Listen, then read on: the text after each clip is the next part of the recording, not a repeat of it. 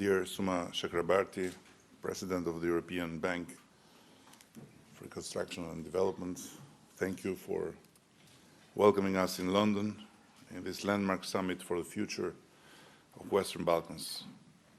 Dear colleagues, distinguished guests, today this forum offers a unique opportunity to learn more about the countries and our region, getting in touch with key decision makers and business representatives. Thus, I sincerely hope that this conference, besides facilitating much needed foreign investments, will send a very strong political message about the maturity and stability of the region. The Berlin process, started 2 years ago, is demonstrating as a very valuable game changer. It has helped the 6 Western Balkan countries to achieve a substantial progress in different areas. The political momentum of Berlin process continued last year with the Vienna summit, where we identified common ways for common projects. Regional integration through road corridors, gas pipelines, and expansion in the manufacturing sector remains in top of our common agenda. Projects like the Blue Corridor, TAP, and IAP pipeline, to mention a few, have a great geostrategic importance, but more importantly, they bring our countries closer. It's very pleasing to see that during 2015, the trade between the Western Balkans countries grew significantly. For instance, Albania's exports to the region grew with 216% in the first 9 months of 2015.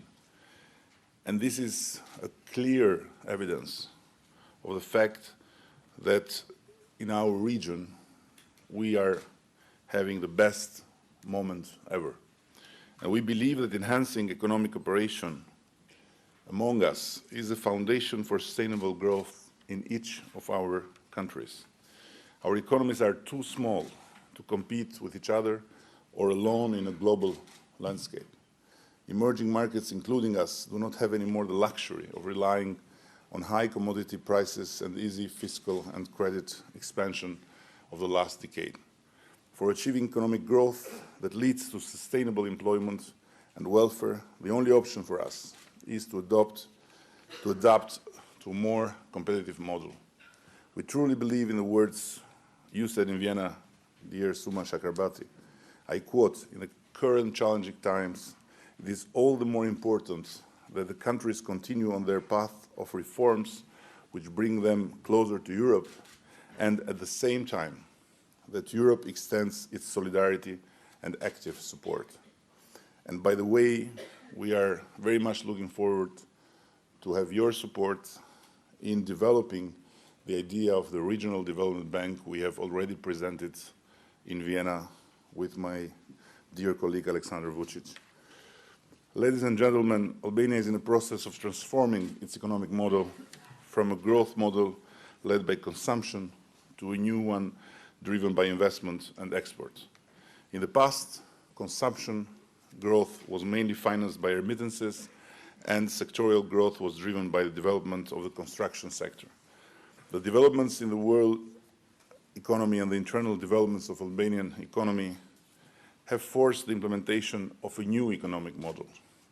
The Albanian government is pursuing strong structural reforms with the aim of boosting growth potential while maintaining macroeconomic stability. Just to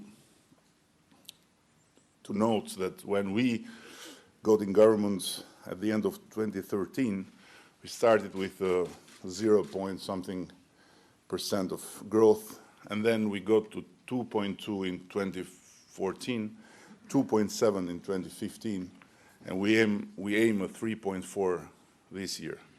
In this regard, we have compiled a concrete strategy with specific packages of sectorial support, legal initiatives, and of course, direct commitment to remove and wipe out the unnecessary procedural barriers. I'd like to mention 2 good initiatives supported by EBRD.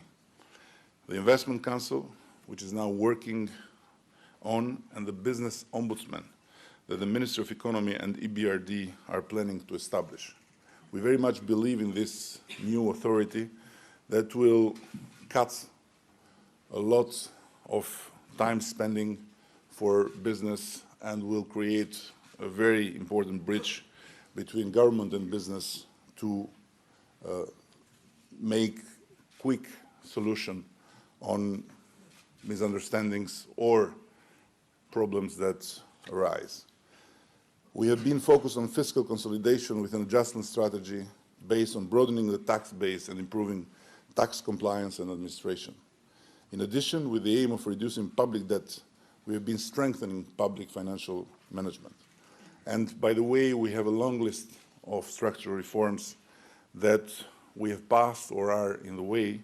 And basically, I would mention the new territorial and administrative design of the country after a territorial reform that brought down the number of municipal units from 360-something to only 61. The pension reform that was longing for many years and now has passed. The property reform, which is another big piece of politics and also of drama in our transition, has already passed. And then education reform, welfare reform, and public service reform. We have paid over $600 million of arrears we inherited from the previous government in all sectors for unpaid public works or services. And our international partners, including EBRD, World Bank, or IMF, have praised the reforming of the energy sector, which for the first time in more than 20 years is now a contributory and not a heavy burden in our state budget. The implementation of these reforms and additional measures aimed at improving corporate governance and the business environment are very necessary to promote strong and broad-based growth. And based on the work done in the past 2 years, the international evaluations of Albanian economy have improved, as confirmed by the upgrading of Albania's sovereign credit ranking from B to B+ earlier in February. The economy's solid growth performance and its strong long-term potential, a legal framework that explicitly prioritized debt service payments and long-term prospects for further EU integration were cited by Standard & Poor's as the main reasons behind this rating upgrade. World Bank Economic Report for Albania in October 2015 stated that the Albanian economy continued to grow, supported mainly by private investment and net exports. And indeed, the trade deficit narrowed as a result of a 5% yearly increase in exports. The foreign direct investments also increased with more than 100 million euros in the first 9 months of 2015 compared with 2014, but we are very much convinced that there is a large room for improvement in that aspect. And for sure, in this new economic model we are pursuing, the foreign investments are crucial to Albania's continued development, as we intend to cut the debt-driven growth of the past governments. And the new EBRD strategy for Albania is responding to financing challenges, underlining 3 main priorities over the next few years, such as the support to private sector competitiveness and small, medium enterprises, expanding the markets by strengthening regional linkages to improve cross-border transport and energy infrastructure, and promoting the sustainability of public utilities through commercialization and private sector participation. And we are very happy to start working this year with an innovative tool, the agribusiness support facilities that we have created together with EBRD, and thanks to the assistance of EBRD. This is a dedicated credit line to Albanian banks and microfinance institutions to finance agriculture through large-scale innovative projects. And the creation of the Albanian Guarantee Fund for Credit and Export will help to secure new credit lines for the exporting enterprises. Together with the EBRD, we are continuing our efforts in improving the linkage in the region. So overall, I would not like to say too much about how much EBRD has helped us, because I don't want EBRD to think that now we don't need more help.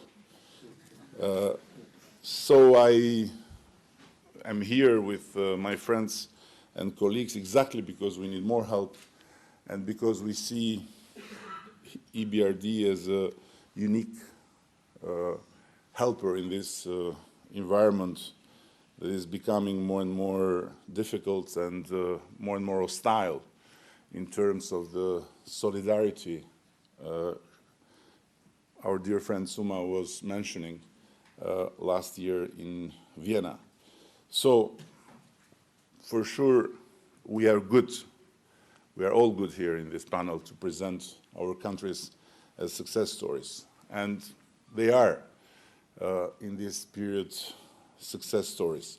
But, for sure, we are very conscious that there is still a lot to do.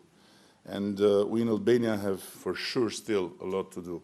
But I'm sure of one fact, that those who will wait to come till everything is okay will regret tomorrow they didn't invest today. So in this not yet perfect environment, there are some more opportunities than you'll find in a perfect environment.